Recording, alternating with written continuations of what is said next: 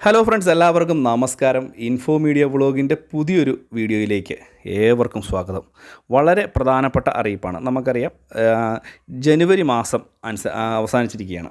ഇനിയിപ്പോൾ ഉള്ളത് ഫെബ്രുവരിയാണ്. ഫെബ്രുവരി മാസത്തിൽ റേഷൻ ആനുകൂല്യങ്ങളുമായി ബന്ധപ്പെട്ടുള്ള വളരെ പ്രധാനപ്പെട്ട ചില അറിയിപ്പുകൾ എത്തുകയാണ്. അപ്പോൾ എല്ലാവരും വീഡിയോ പൂർണ്ണമായും തന്നെ കാണുക. ജനുവരി മാസത്തെ റേഷൻ വിഹിതം ഈ ഒരു 31-ാം തീയതി അവസാനിച്ചു.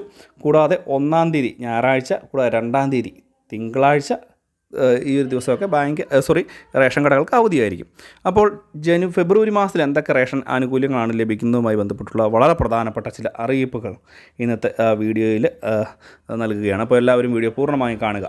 നമുക്ക് വിശദമായിട്ടുള്ള അറിയിപ്പ് നോക്കാം. ചാനൽ സബ്സ്ക്രൈബ് ചെയ്യുക. ഫേസ്ബുക്ക് വഴി വീഡിയോ കാണുന്നവർ ഫേസ്ബുക്ക് പേജ് കൂടി ഫോളോ ചെയ്യുക. നമുക്ക് സാധാരണ രീതിയിൽ ഓരോ റേഷൻ കാർഡിനും അനുവദിച്ചിട്ടുള്ള സാധനങ്ങൾ എന്തൊക്കെയാണെന്നുള്ളത് പരിശോധിക്കാം. അതിന് തന്നെ മഞ്ഞക്കാർഡിന് 30 കിലോ അരിയാണ് സാധാരണ രീതിയിൽ ലഭിക്കുന്നത്. കൂടാതെ 2 കിലോ ഗോതമ്പ് സൗജന്യമായിട്ട്, 3 പാക്കറ്റ് ആട്ട 7 രൂപയ്ക്കും നൽകുന്നുണ്ട്. 1 കിലോ പഞ്ചസാര 27 രൂപയ്ക്ക് ലഭിക്കും. അതായത് മഞ്ഞക്കാർഡിനാണ് കേട്ടോ.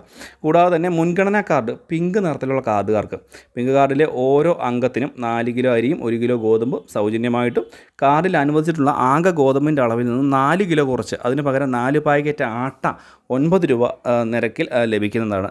ഇത് വളരെ പ്രധാനപ്പെട്ട ഒന്നാണ്. കാരണം ആട്ട കൂടുതലായിട്ട് സ്റ്റോക്ക് ഉള്ളതുകൊണ്ടാണ് ഈ ഒരു രീതിയിലേക്കുള്ള നടപടിക്ക് പോയേക്കുന്നത്. ഇനി അടുത്തത് നീല കാർഡ്, പൊതുവാം കാർഡാണ്, സബ്സിഡി കാർഡാണ്.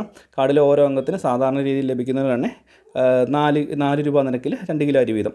അതാത് താലൂക്കിലെ സ്റ്റോക്ക് അനുസരിച്ച് 1 കിലോ മുതൽ 4 കിലോ ആട്ട വരെ 17 രൂപയ്ക്ക് ലഭിക്കും.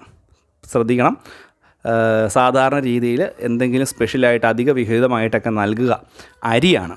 ആ അരി ഇല്ലാത്തത് കൊണ്ടാണോ എന്നറിയില്ല, അതോ ആട്ട കൂടുതലായിട്ട് സ്റ്റോക്ക് ഉള്ളത് കൊണ്ടാണോ എന്നറിയത്തില്ല, 4 കിലോ ആട്ടോ വരെ കിലോയ്ക്ക് 17 രൂപ നിരക്കിൽ വിതരണം ചെയ്യും. സ്റ്റോക്ക് ആട്ട ഇരിപ്പുണ്ട് എന്നുള്ളതാണ് ഇതിൻ്റെ ഏറ്റവും പ്രധാനപ്പെട്ട കാര്യം. സാധാരണ മറ്റ് സ്റ്റേറ്റുകളിലാണ് ആട്ട കൂടുതലായിട്ട് ഉപയോഗിക്കുന്നത് എന്നുള്ള കാര്യം നമുക്കറിയാം. ഇത് അരി കൊടുക്കുന്ന പോലെ ആട്ട കൊടുക്കുന്ന ഒരു സാഹചര്യം എത്തിയിട്ടുണ്ട്.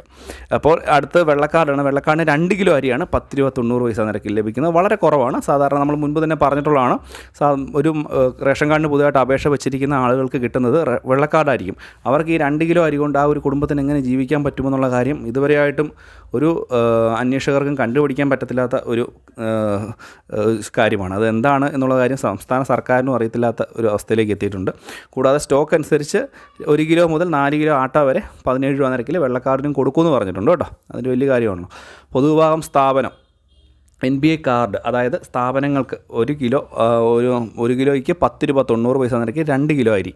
പിന്നെ സ്റ്റോക്ക് അനുസരിച്ച് പരമാവധി 1 കിലോ ആട്ട, താലൂക്കിലെ സ്റ്റോക്ക് അനുസരിച്ച് 1 കിലോ ആട്ടയൊക്കെ നൽകുന്നുണ്ട്. ഇത് തന്നെയായാലും റേഷൻ കാർഡുള്ള ആളുകളൊക്കെ ഒന്ന് ശ്രദ്ധിക്കുക. ഈ ഒരു മാസത്തെ റേഷൻ വിതരണവുമായി ബന്ധപ്പെട്ടുള്ള അറിയിപ്പാണിത്.